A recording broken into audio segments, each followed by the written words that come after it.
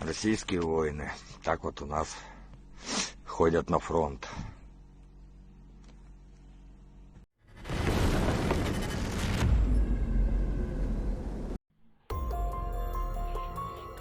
Injured Russian soldiers are being sent into assaults on Crutches, are ordered to kill their own wounded on the battlefield to prevent them holding up attacks, and are attacked by their own side's drones if they do not continue moving forward, according to 2 eyewitnesses. 2 Russian soldiers trapped in a basement in the Donetsk region town of Toretsk, which Russia is currently assaulting, have sent a video account of their experiences. They say they have been sent on a one-way mission and now want to get to an evacuation point and survive. They made me write an explanation convenient for them and then sent me to a pit. I was there for 7 days in the damp, in complete darkness. I was wounded. I asked those who were guarding me to provide me with medical assistance. I demanded that they bring an investigator to me and tell me what I was accused of. They either responded indifferently to all this or just laughed. One fine day, I could not stand it. I saw that this was not a military commandant's office, not the military police, because everything was civilian. I was simply in a place I did not understand. Who this was, what this was, I did not know.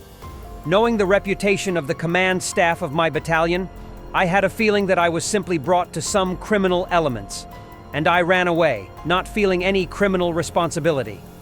Guivik was able to return home and lived there for 5 months, before he was eventually caught and charged with desertion. He was sent to the front again on the 1st of October, and, as is common with deserters, was sent to one of the assault units. Few survive these, he says. Anyone who survives this meat grinder can confirm my words, but of course they won't be allowed to leave, because that's how it's set up. You go here and die, so you can't tell the outside world what happened. Many don't know what's going on here. In the middle of the night, 2 of us are led in an unknown direction purely on the radio station's, i.e. command post's, instructions. They take us to some building and say, "Come in." And there, Ukrainian soldiers meet them with fire and destroy them. If the first pair doesn't make it, the next pair goes, and the same fate awaits them. And it doesn't matter whether you're wounded or not. There was a case when a pair was walking and they came under artillery fire. One of the guys lost his leg. He couldn't continue moving.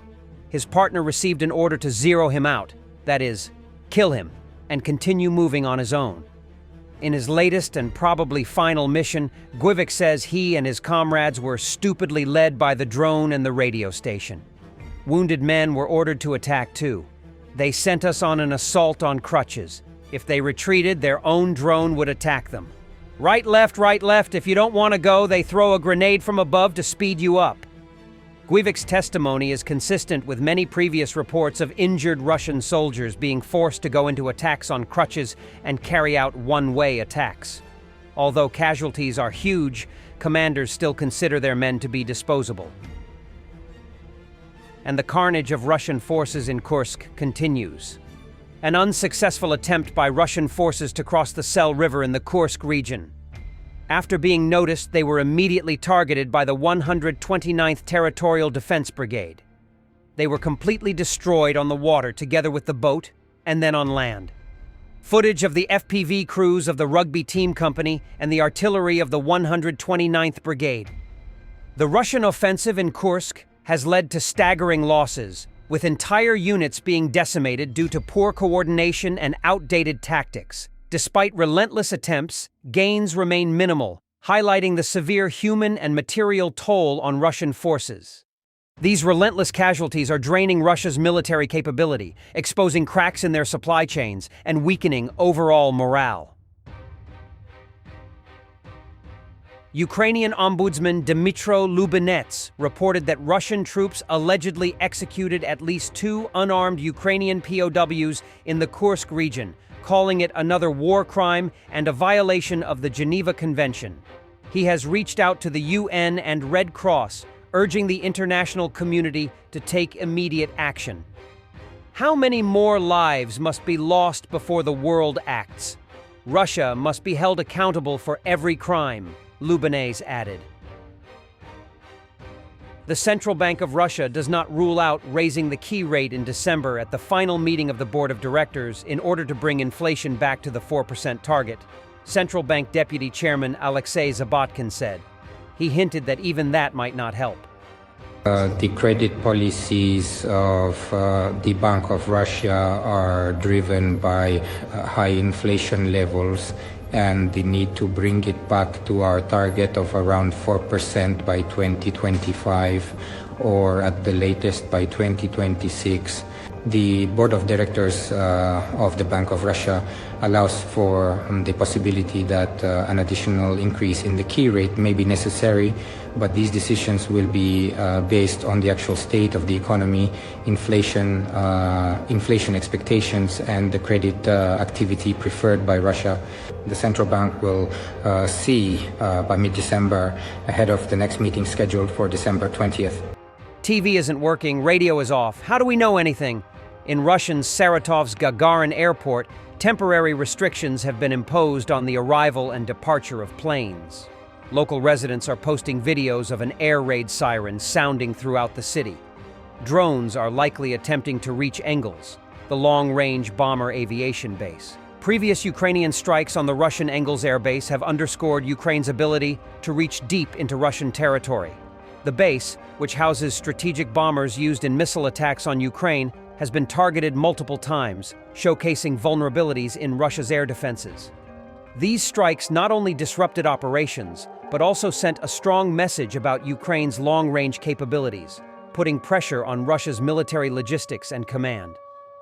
The attacks have emphasized that no area, even critical military hubs far from the front lines, is entirely safe.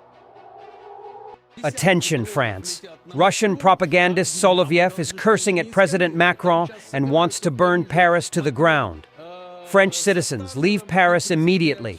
The city will burn in a righteous fire. They would not stop at Ukraine. That much has always been clear. Dozens of drones are flying to Moscow, and of course we should not escalate. There are currently macarons gathering in Paris. With Starmer joining them, they are fiercely discussing the internal European alliance against Russia, with Tusk trying to convince Biden to allow them to strike Moscow with long-range Storm Shadow missiles again, but we should not escalate, just throwing that out there. But Macron was not pleased with how the Olympics opening went. Macron wants Paris to burn, or so it seems. Macron is dead. Paris will burn in flames. Metal bolts. We, the French, are no worse than you, the Germans. We'll give the Houthis permission to strike once in a while. Houthis are already striking where they can, but they do not reach far. And these ones, dear Lord, Houthis, they are talented guys. They can hit wherever you want. Citizens of France, evacuate Paris immediately. The city will burn in righteous fire. Is the city doomed after the Notre Dame Cathedral burned down? Thanks for watching, and don't forget to subscribe. Also, if you want to support Warthog Defense, please become our member and get early access to new videos, exclusive members-only videos, and become administrator in comment section. The membership link is in the description. Rescues